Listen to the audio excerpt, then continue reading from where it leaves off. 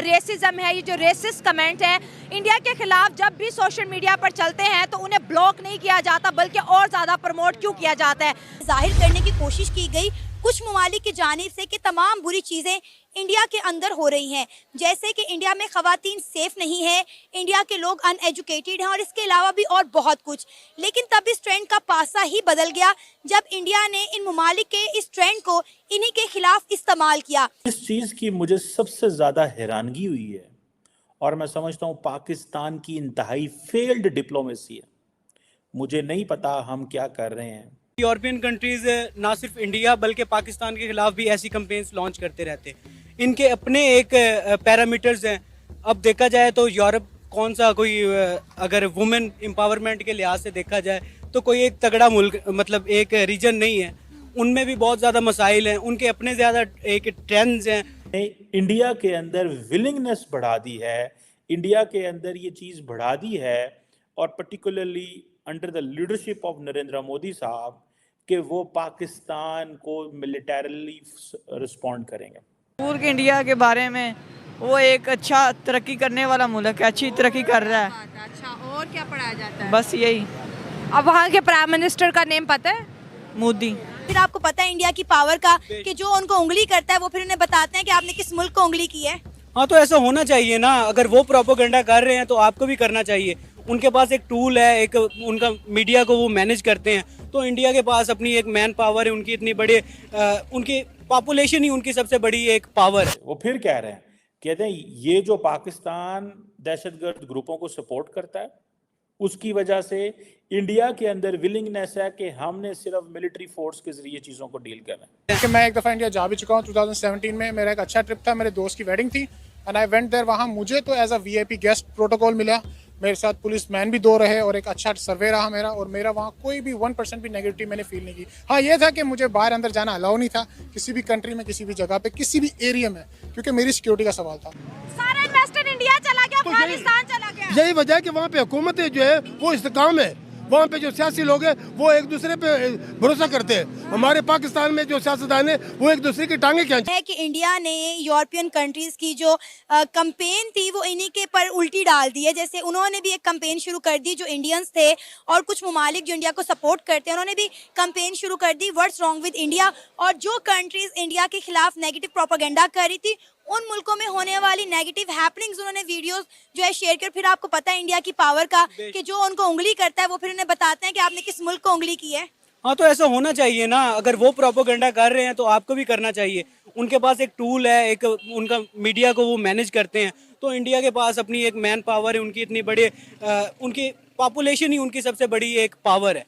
तो उसको वो यूज़ करके वो अगर कर रहे हैं तो बिल्कुल ठीक कर रहे हैं, तो इसमें तो कोई हर्ज नहीं है।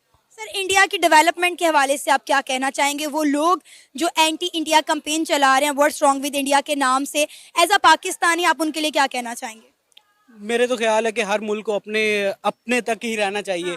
दूसरे ममालिक में जो मदाखलत पाकिस्तान में भी होती, जारी सी बात है, यूरोपियन कंट्रीज़ करते हैं, इंडिया भी करता है। खैर, ये तो नहीं कह सकते कि इंडिया मदाखलत नहीं करता, लेकिन ये है कि बेहतर है कि अपने हद तक रहें, अपने मसाइल का हल करें, अपनी आवाम को खुश करें। इस चीज़ की मुझे सबसे ज़्यादा हैरानगी हुई है और मैं समझता हूँ पाकिस्तान की इंतहाई फेल्ड डिप्लोमेसी है। मुझे नहीं पता हम क्या कर रहे हैं। रिपोर्ट ये कह रही है कि Pakistan long history of supporting anti militant groups in India, ये रिपोर्ट कह रही है कि पाकिस्तान की एक लंबी हिस्ट्री है कि वो एंटी इंडिया मिलिटेंट ग्रुप्स को सपोर्ट करता है। इस चीज़ ने इंडिया के अंदर विलिंगनेस बढ़ा दी है, इंडिया के अंदर ये चीज़ बढ़ा दी है और particularly under the leadership of Narendra Modi साहब कि वो पाकिस्तान को मिलिटरली रिस्पॉन्ड करेंगे। सो या एक तो ये चीज़ है, या फिर ये है कि जो आपका जो रियल पाकिस्तानी प्रोवोकेशन जो है वो रिस्क ऑफ एस्केलेशन जो है ड्यूरिंग द क्राइसिस बढ़ा सकती है। इंडिया पाकिस्तान के हवाले से वो फिर कह रहे हैं, कहते हैं ये जो पाकिस्तान दहशतगर्द ग्रुपों को सपोर्ट करता है उसकी वजह से इंडिया के अंदर विलिंगनेस है कि हमने सिर्फ मिलिट्री फोर्स के जरिए चीज़ों को डील करना है। या पाकिस्तान रियली प्रोवोक कर सकता है तो उसमें एस्केलेशन हो सकती है। सो ये पॉइंट है। ठीक है जी। और लेकिन वो कहते हैं कि ये जो रिलेशनशिप है इंडिया पाकिस्तान का, that is considered as a fragile calm, यानी कि the relationship is fragile but at the same time it's calm है। इसमें कोई लंबा चौड़ा कोई प्रॉब्लम वाली बात नहीं है, क्योंकि 2021 से सीज फायर एग्रीमेंट जो है उसके ऊपर वो रीन्यू हुआ और वो ठीक है। लेकिन इसके सारे अरसे के दौरान दोनों मुल्कों ने कोशिश नहीं की, और ज़्यादा से ज़्यादा जो डोमेस्टिक प्रायोरिटीज़ हैं, इलेक्शन प्रिपरेशंस, इसकी तरफ वो ध्यान है, और कोई नहीं है ये चीज़ें। सो मैं इसमें पाकिस्तान का मौक़िफ़ क्या है? पाकिस्तान का मौक़िफ़ ये है जी कि हम तो मुतासर हैं दहशतगर्दी की जंग से। हमने तो 70,000 लोगों की जानें दी हैं, हमने तो अमेरिका के साथ मिलकर दहशतगर्दी की जंग लड़ी है, हम तो जनाब 120 अरब डॉलर का नुकसान करा बैठे हैं।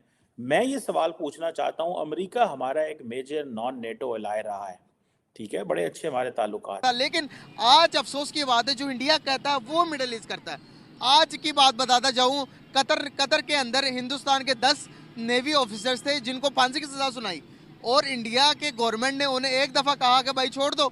इंडिया उतने मजबूर हो गए कतर के, उन्होंने 10 छोड़ दिए। आज सऊदी अरेबिया ने हमारे 5 बंदों को फांसी दी है, तो हम नहीं छुड़वा पाए। मेरा उसमें ये ख्याल है कि हम लोग मुसलसल 1998 से कहते थे और सुनते थे, लेकिन हम जो कुछ कहते थे ना उस पर अमल नहीं थे करते। इंडिया जो कुछ कहता है ना उस पर अमल ज़रूर करता है, चाहे वो हमारी नज़र में गलत हो चाहे सही हो, लेकिन वो अमल करता है।